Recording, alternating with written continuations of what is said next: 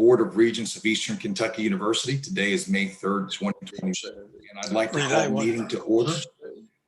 Madam Counselor, can you confirm for the record that we do have a quorum? Good afternoon, Mr. Chair and Regents. Yes, sir, I can confirm that I believe we have full attendance today. Excellent. Our first matter for consideration, well, not really consideration, I'd like to turn now to Judge Jennings for the swearing in of new Regent Mike Eves.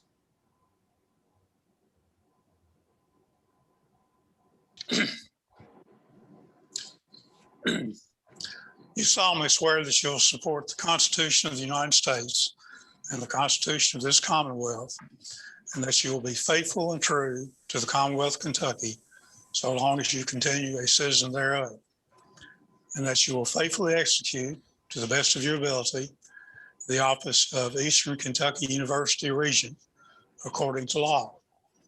And do you further solemnly swear that since the adoption of the present Constitution, you, being a citizen of this state, have not fought a duel with deadly weapons within this state nor out of it, nor have you sent or accepted a challenge to fight a duel with deadly weapons, nor acted as a second in carrying a challenge, nor aided or assisted any person thus offending, so help you God. I do. Thank Thank you, Judge. So,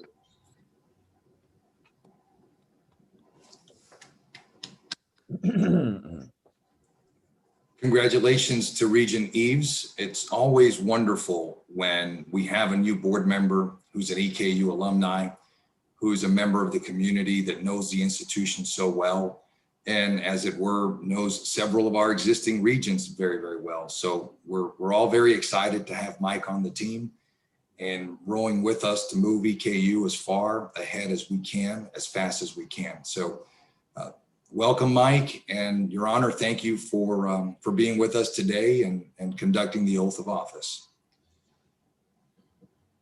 Next on the agenda, we have a couple of informational items. First, Barry Pointer will provide a 2021 financial update. It's been a few months since we've met, so it's necessary and I think appropriate for Barry to do that. And then President McFadden will give us a status update on how the semester is going as we start to close off the spring semester heading into graduation. So with that, Barry Pointer, sir, the floor is yours if you can provide the financial update to the board. Thank you, Mr. Chairman. I'll share my screen here quickly.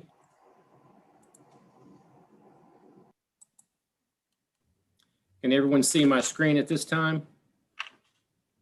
Yes. Okay, this financial update is through March 31st.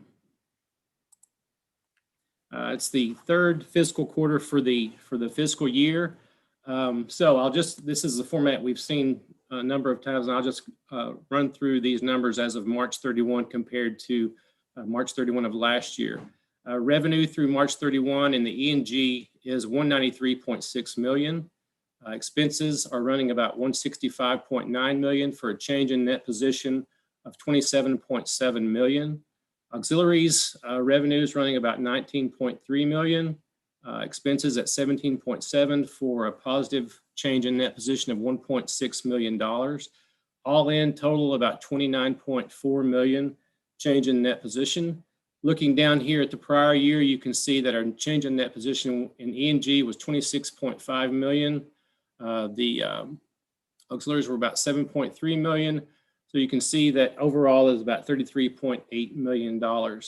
All in, well, with E&G, we're about 1.2 million ahead of last year at this point in time.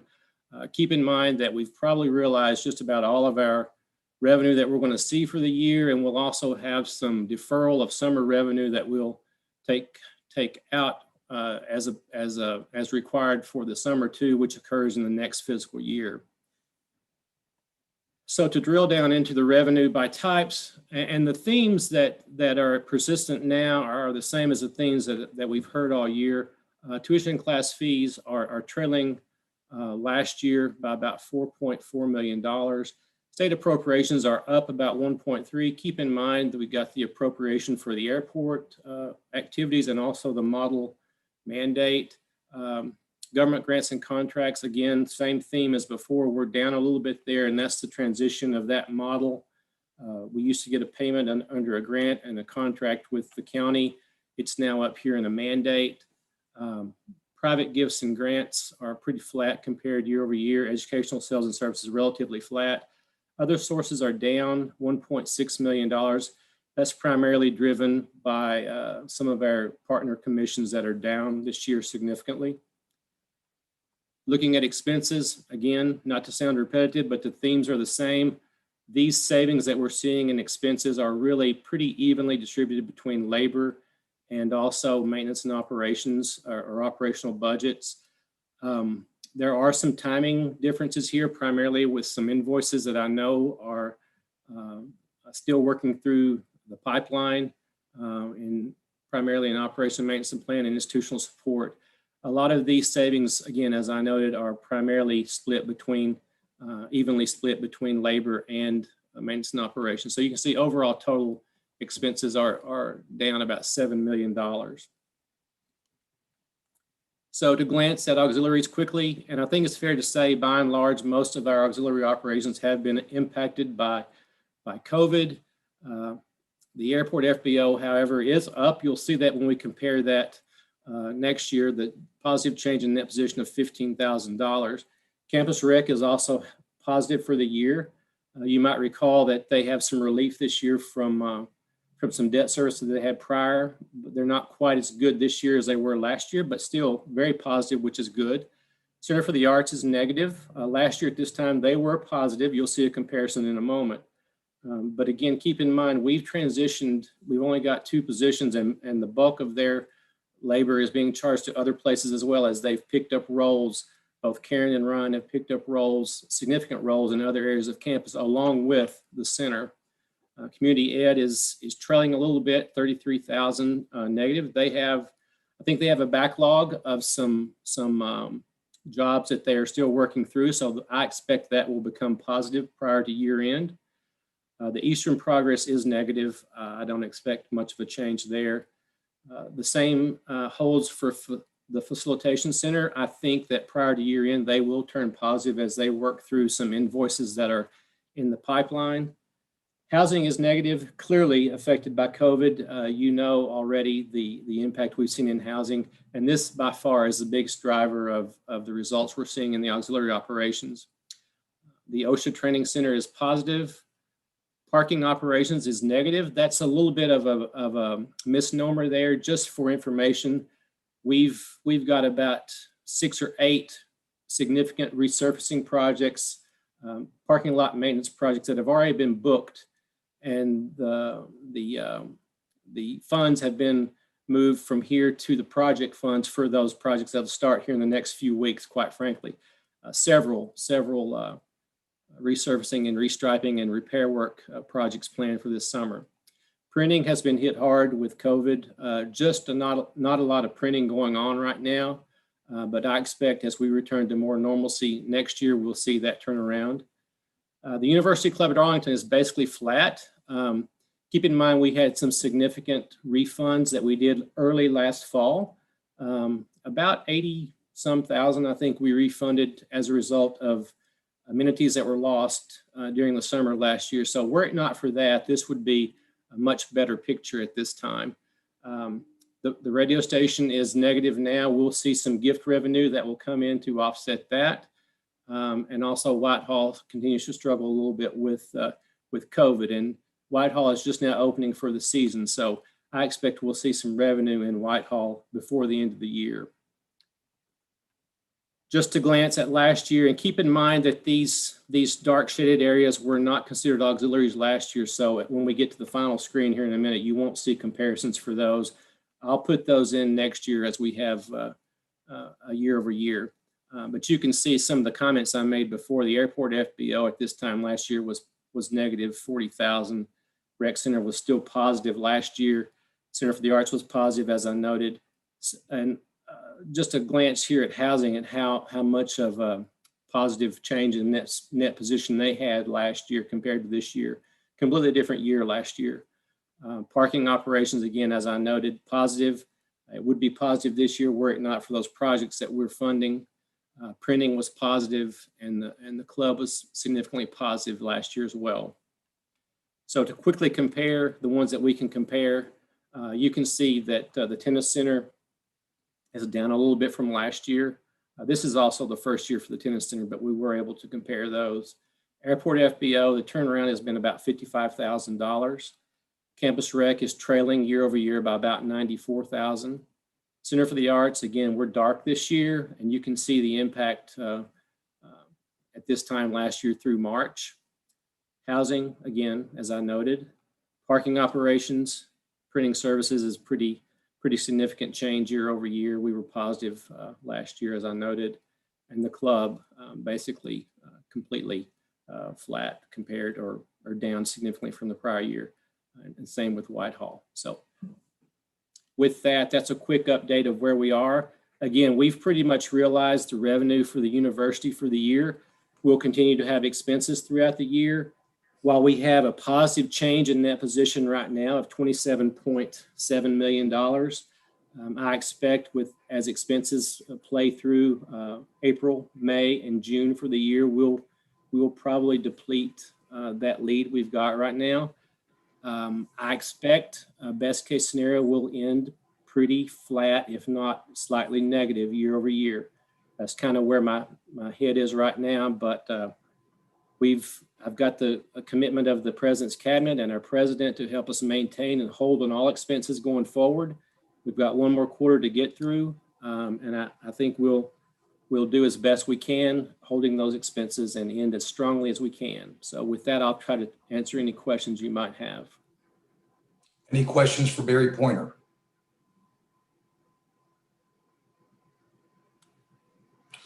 Well, Barry, thank you for the presentation, and thank you for all the work that you and the team have done all year to keep our budget in order in light of what frankly are unforeseeable and unprecedented circumstances for the university. Well done. Thank you. I do just have one quick question about WEKU. What was it negative? I'm sorry, I passed over that. Can you talk about that for just a moment?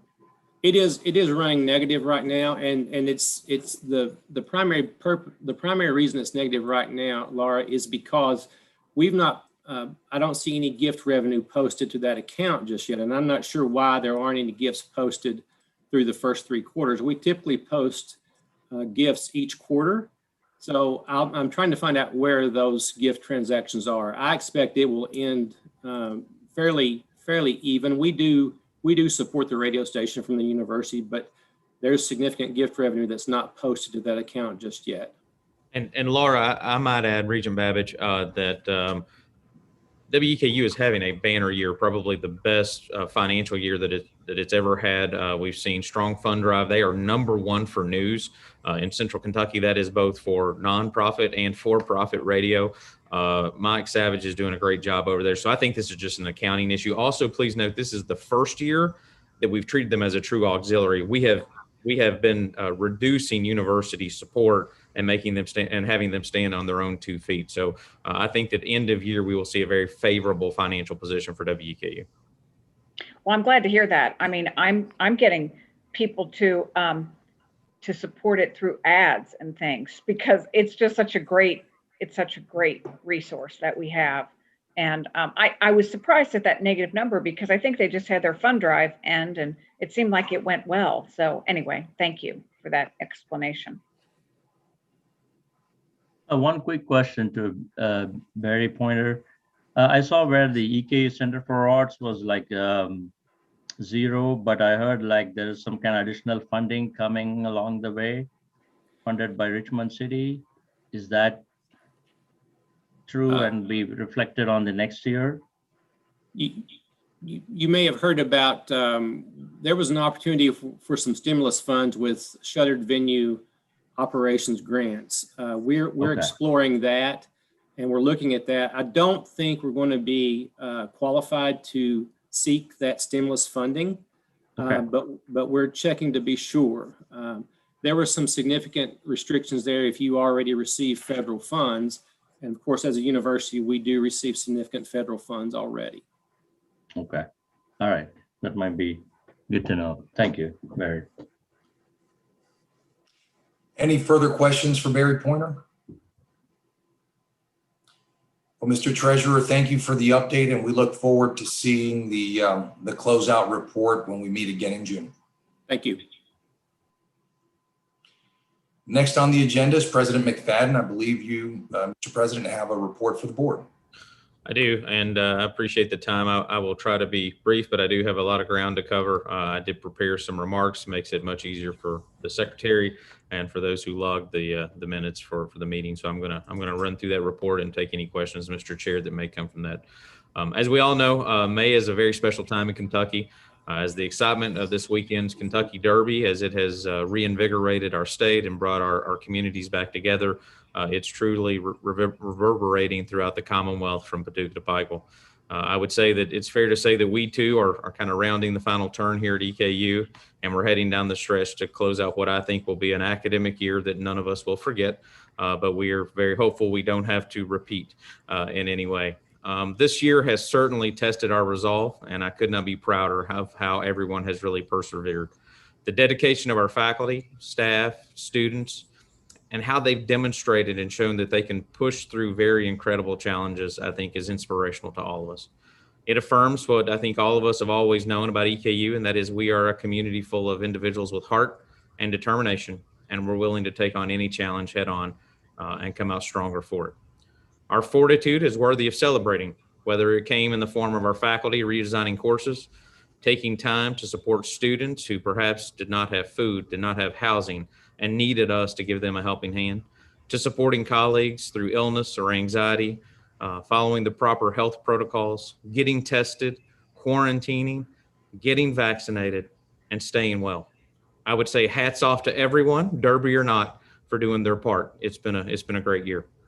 Our success mitigating the spread of this illness within our campus community and the diligent work of many departments and committees of our commencement will allow us to have our commencement ceremonies this week and once again be in person for the first time in a year and a half.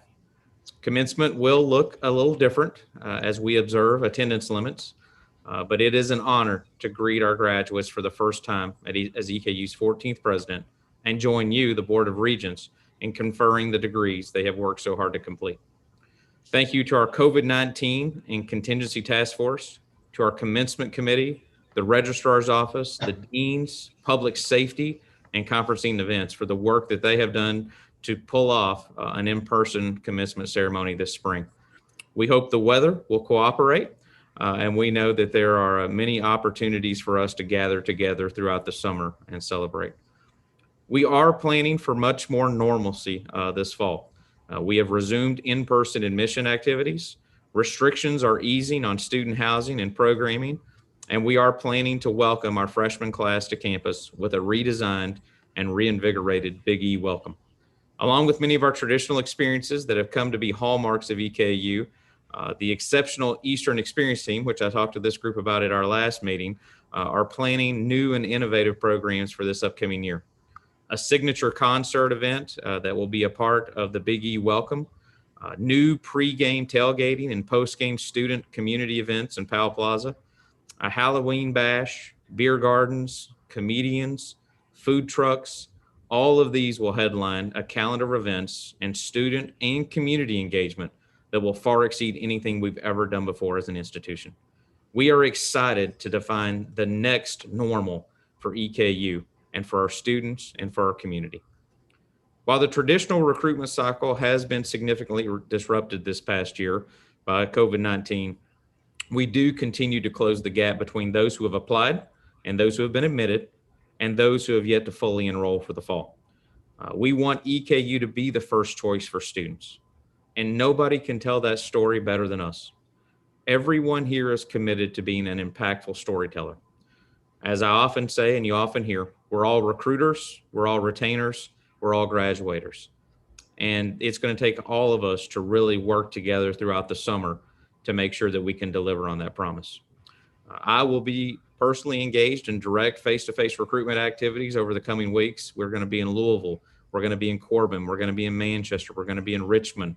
We're going to be from end to end in the state. We're going to be recruiting students as they close out the last few weeks of high school. And we've just now got to get into those schools. So it's really a full court press. And we're going to be in some targeted locations to do our very best to recruit as many students as we possibly can. As we finalize budgeting in the upcoming months, we will do all we can to keep college affordable, maximize resources, and be strategic in our investments. Evolving consumer behaviors will require us to be flexible and nimble, and with goals of innovation and excellence in really all that we do. A few things I'd like to highlight before I close out today. Our second annual Giving Day, which came 2 years after our first Giving Day, resulted in the engagement of over 1,800 donors, shattering the initial goal of 1,000 donors in 24 hours.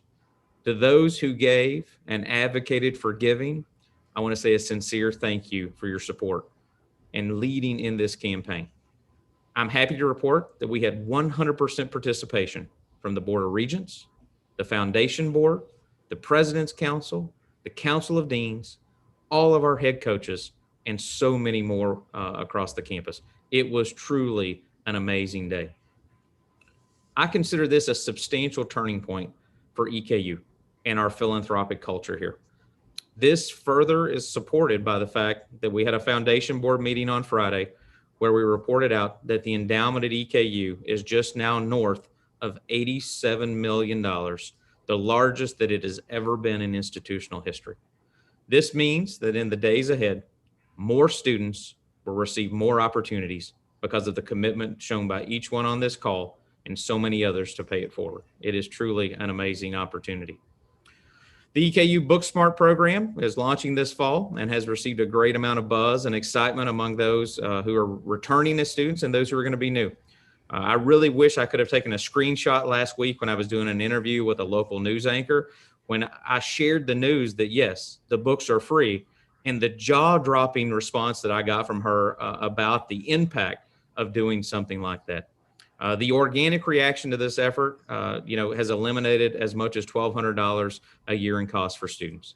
This program sets us apart from any other institution in Kentucky and perhaps most in the nation. In removing barriers to success when students struggle to afford their textbooks and required class materials, it is us who stepped into the gap, and we are going to prepare them and support them for all the success that we know that they can have. And so I just want to thank the board for their support of this initiative.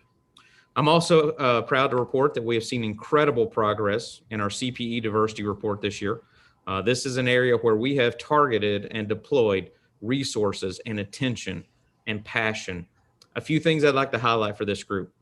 EKU received a score of 32 out of 36, which highlights our institutional commitment to diversity, equity, and inclusion. We were tied for number one with the highest score of any four-year institution in the state. A year ago, that number was 16 out of 36. We have made immense impacts. Underrepresented minority retention rate, 80.3%, the highest amongst regional comprehensive universities, and significantly surpasses our target of 67%. Retention of low-income students, 76.7%, the highest amongst regional comprehensives in the state, and surpassing our target of 72%.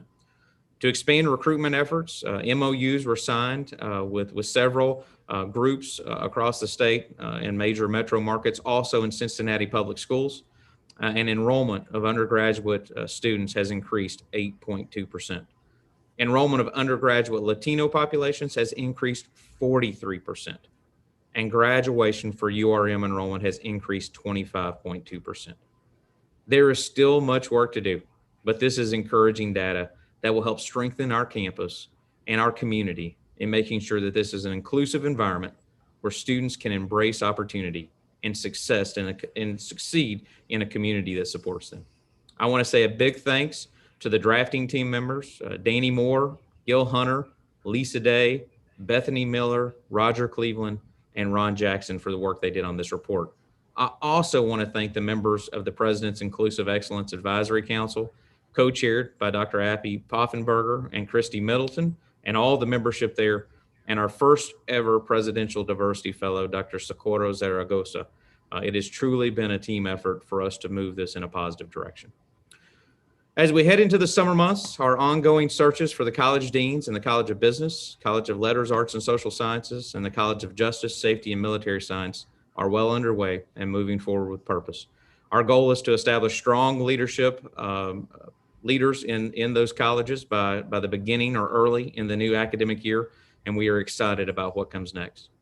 A significant construction project update includes the work on the new pedestrian pedway over the Robert R. Martin bypass, which is scheduled to be completed in mid-July. So if we're back on campus this summer, you can cross the bypass without having to go through the crosswalk.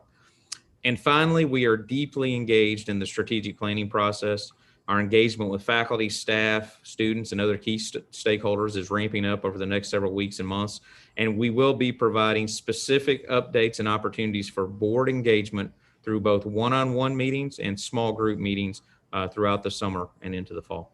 I just want you to know we have an amazing team here at EKU, and we are so thankful for this board's support and guidance as we have navigated new opportunities and we have strived for excellence in all that we do this year.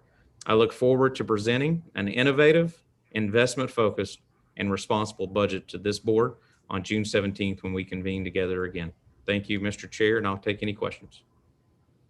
Any questions for President McFadden? Brevity was not my strong suit, sir, but thank Well, you. Mr. Well, President, yes, it Regent truly Babbage, makes, please. thank you. It truly makes us all proud to serve on this board. There's no doubt about it.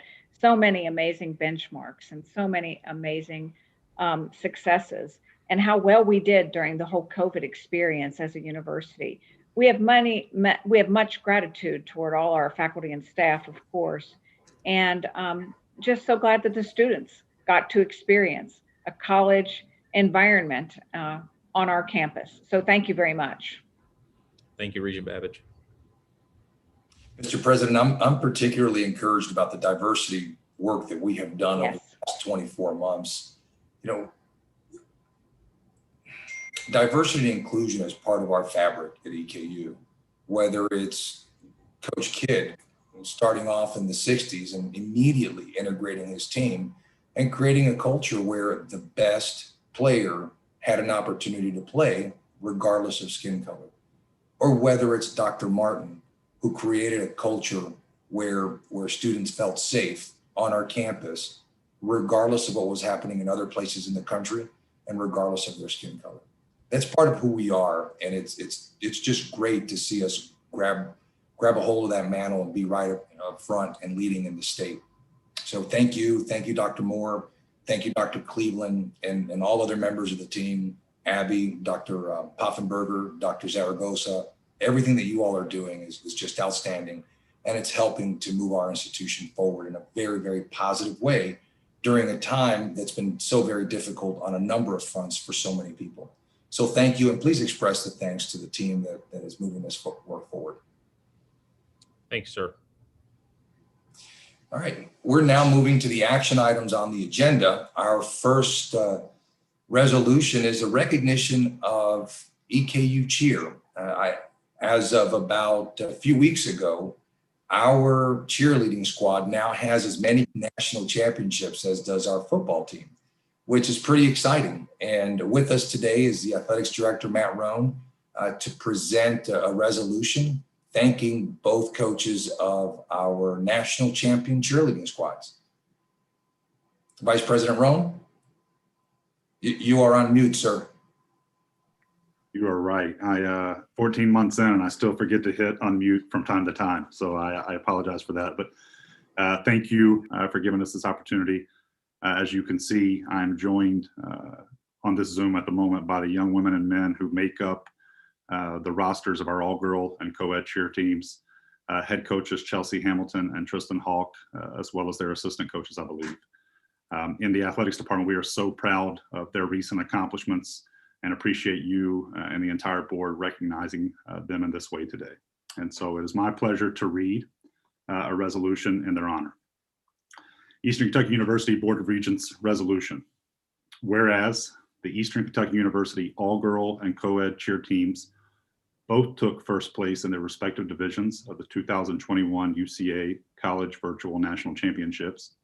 Whereas The EKU all-girl squad won the all-girl Division I title, and the co-ed team won the small co-ed Division I championship. Whereas these are the first national championships for both programs. Whereas these students represented Eastern Kentucky University in national competition and brought local, regional, and national exposure to our institution or university. Be it therefore resolved that the Board of Regents wants all students and staff involved with these two teams to know of the tremendous respect it has for them and their accomplishments, and hereby extends its utmost appreciation for serving as outstanding representatives of Eastern Kentucky University, done this third day of May 2021 by the Board of Regents of Eastern Kentucky University and signed by you, Mr. Board Chair. Is there a motion for approval? So moved. All in favor? Aye. That motion carries. Tristan and Chelsea, thank you for all the work that you all put in with our student athletes. It is wonderful that we had the kind of year in our institution where we were able to provide and maintain opportunities for students to compete at a high level, to engage in the activities that they enjoy when they're not studying. And I thank you all for, I know it was a harder year than ever. You had to deal with social distancing, with masking, all while practicing and doing difficult routines. And I just want to share my appreciation on behalf of the board for your endurance and working through all that and then delivering a national championship. So Tristan and Chelsea, thank you to both of you. And please continue to do the outstanding work. And the thing about winning is it's contagious and you want to do more of it. So hopefully you can bring another one home next year. Thank you. Mr. Chairman, if I may add, since I was a cheerleader for one single day, actually for about a couple of hours, I'd like to say that working with the cheerleaders was fantastic. But furthermore, seeing how they interacted with certain little kids in the basketball court was fantastic. I'm sure that our treasurer can point us to the right direction. The lady that works with him, his daughter was just so enthralled seeing our cheerleaders, and the cheerleaders were just having a great time interacting with that little kid. It made her day. And I think that's the things that we don't see the athletes doing. They are actually working for EKU, creating those bridges, creating the necessary links that we need to have. And so, and personally as well, as the chairman said it, thank you so much for all you guys do and for all the great championship. It's just great for all that you guys have done. Thank you, Regent Castro. Just want to add some quick comment. Thank you, Mr. Rowan, for sharing this. And I wanted to thank the cheer squad for putting a very good representation of EKU. I just want to wish them more success in future as well. But again, thank you for what you've done. Thank you. That's all I got. If there are no further comments on the National Championship cheer squads, I'll move to the next item on the agenda, which is a resolution to approve a FEMA relief application. And I think either Brian Mackinnon or Barry Pointer will take the lead on this resolution. Brian? I can speak to that, Mr. Chairman. The FEMA requires that the university designate an agent for all matters related to interactions with FEMA and the agency. And this is related to the ice storm that we had recently. We're making some applications to FEMA for reimbursement. So we want to establish Brian Mackinnon as AVP for Public Safety as our agent with FEMA. And I don't know if I covered everything, Brian, but if you have anything to add, please add it. No, you covered it very well. Are there any questions for either Barry Pointer or Brian Mackinnon? If there are no questions, I'll look for a motion for approval. So moved. Second. We have a motion from Regent Lawn. Is there a second? Second. I believe that's Regent Collins. All in favor? Aye. That motion carries. Thank you. Next on the agenda is a election of officers. Pursuant to the Kentucky Revised Statute, every time we have a new appointee, we're required to elect a vice chair and a secretary. I believe Regent Gump has a motion for consideration. Yes, thank you, Mr. Chair. And before I get to that motion, I want to take just some time to share a few words. As you may know, my term as staff regent began in the middle of a term. I started in February of 2020, and staff council has made the call for nominations for the next 3-year term for staff regent beginning on July 1st. And I wanted to let you know that after much consideration, I will not be running for re-election. So the floor is wide open for a new staff member to serve as staff regent. I have encouraged anyone who is eligible and interested to consider that. Staff have until this Friday to make their nomination forms, to get those submitted. So when I started as regent, I had no idea all of the different events that would transpire, pandemic aside. There have been changes in my life. My parents moved into a retirement condo. My job in IT shifted from front-end support to back-end support. And of course, my daughter's growing up and she'll be starting kindergarten, I'm happy to say, at Model this coming August. While I think I can safely say that I've had an atypical regent experience, I believe the board has continued its typical excellence and dedication to moving EKU forward. I am grateful for this opportunity and this experience, and for the leadership that President McFadden and Chair Diaz and the rest of the board members have provided. EKU has so many talented staff that I have no doubt that a worthy employee will take my place as regent. And I will be around for the June meeting, so I will see you then. Now, with that said, I would make a motion to retain Regent Alan Long in the role of vice chair and Regent Jason Marion in the role of board secretary. There is a motion on the floor. Is there a second? Second. A second by Regent Castro. All in favor? Aye. Aye. That motion carries. Regent Gump, I thank you for, on Friday, Regent Gump sent me an email to let me know that he was going to move in a different direction. And we'll have some time in June to reflect a little more on your impact on the board. But I will say, with all due respect to Regent Mackinnon, having Regent Gump on the board during a global pandemic, all while considering a presidential search and bringing the search to an end, was quite a year to be on the board, Regent Gump. And so I thank you for taking it on. I thank you for raising your hand and running for the election. That's a very difficult thing to do, to put yourself out there, and you did it, and you won, and you served well. So thank you, sir, for that. And thank you for your leadership at the institution and your continued leadership as you continue on as a staff member. Thank you. With that, we have a little surprise for the group. Our goal was to end the meeting by 2 o'clock, so we are within that. And so we've got just a small surprise. I think our administrative support has both of the cheer routines, or at least a clip of the cheer routines, available for us to view so that we can see what a national championship performance looks like.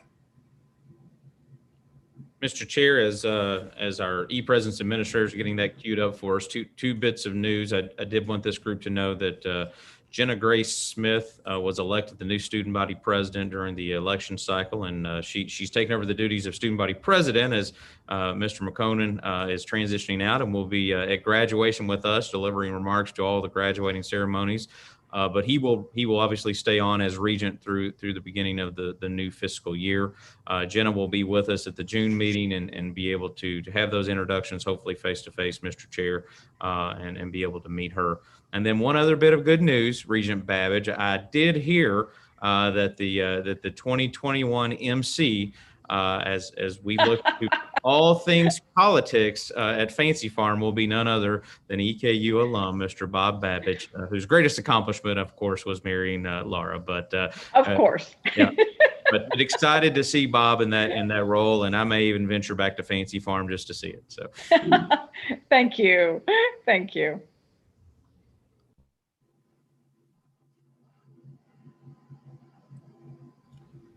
if they're still getting that queued up, Mr. President, Mr. Chair, one thing I was thinking on hearing those reports on the undergraduate retention numbers, the URM numbers, and it's really remarkable.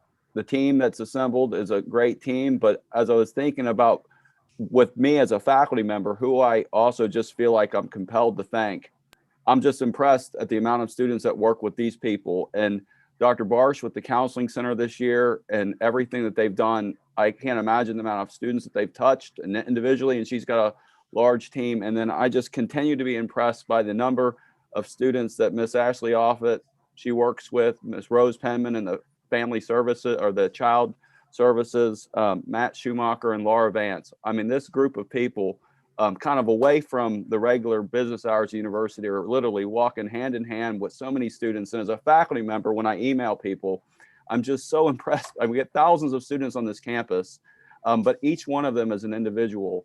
And somehow Star, Ashley, Laura, I think that they know all of them, especially those first year students. So we've really got a great team, and I hope we're able to support those folks and everyone as best as possible, because man, we're lucky to have such a great team. And Dr. Cleveland and all the folks, I think Dr. McFadden, thank you and your leadership team and everybody this last year. That's a remarkable report, and we should be very proud of from where we've come. Thank you, Regent Marion.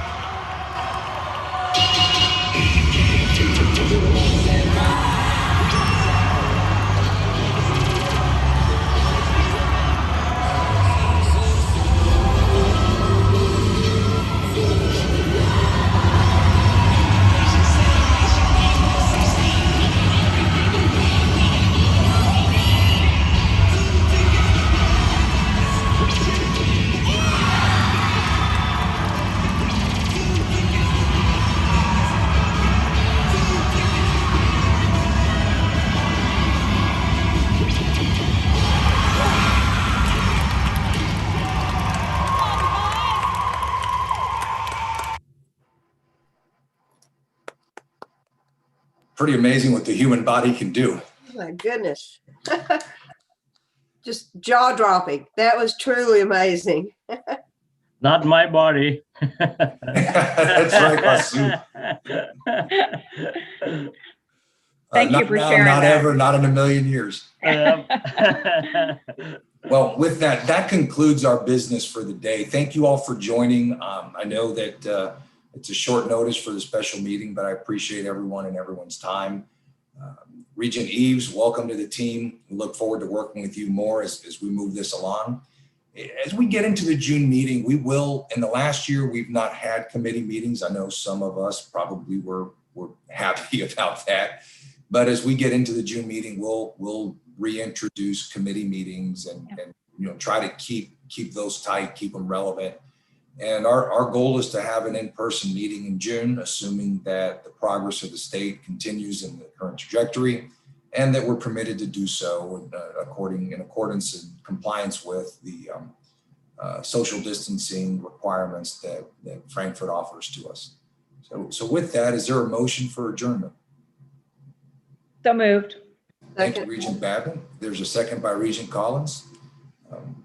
You all have a great week, and I look forward to seeing you at graduation. Thank you. You too. Very much. Thank you, Thank you Chairman. all. Thank you, Bye. everyone. Bye. Bye.